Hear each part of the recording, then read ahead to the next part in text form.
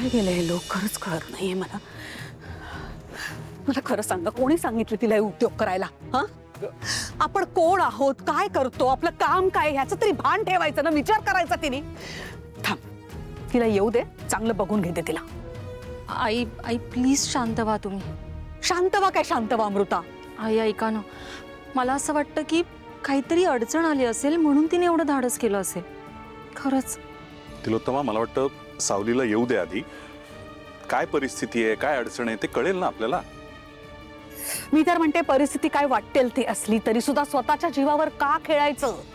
बरोबर आहे, उगाच जीवाला घोर. ऐश्वर्या, जरा शांत राहशील तू? हा, ह्या प्रकरणात तू नकोच बोलूस. सावली सारंग येतील, शहानिशा करू आणि मग बोलू आपण.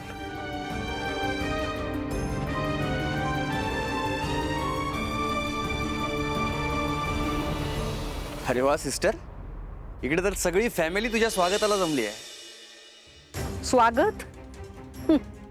थांब जरा, तुझी आता आरतीच ओवाळते. काय ग, कोणी सांगितलं होतं तुला असं वेडवाकडं धाडस करायला? सारंग, तू नाही का काही सांगायचंस हिला? अरे आपण बिझनेसमन आहोत, सोशल वर्कर्स नाही आहोत. समाज सुधारायचा नाही आपल्याला. आपण समाजाची मदत करतो नाही असं नाही, पण ह्या पद्धतीने नाही. आपली स्वतःची वेगळी पद्धत आहे आणि हे काम आपलं नक्कीच नाहीये.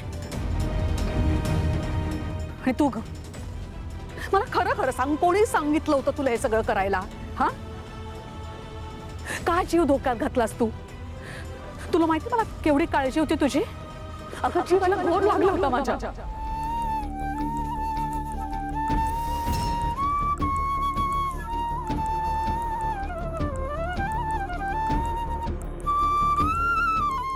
सिस्टर, जीवाला घोर लागला होता यांच्या.